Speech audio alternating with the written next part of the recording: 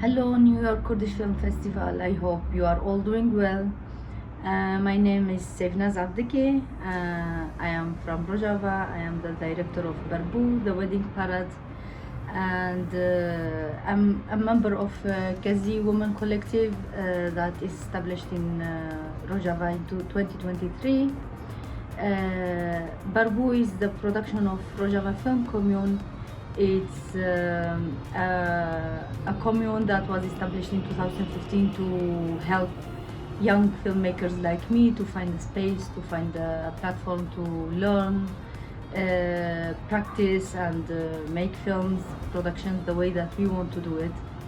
And I had the opportunity to make Barbu after 2019. And the film is a true story about three women from Serekaniye, and it tells their story during the Turkish attack in October 2019 on their city, that is my city as well. We filmed it in 2020 during COVID.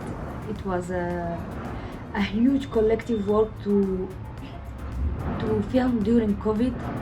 But now finding the result that the film have been screened in for the Kurdish community and also for the international community around the world, being part of New York Kurdish Film Festival is like a huge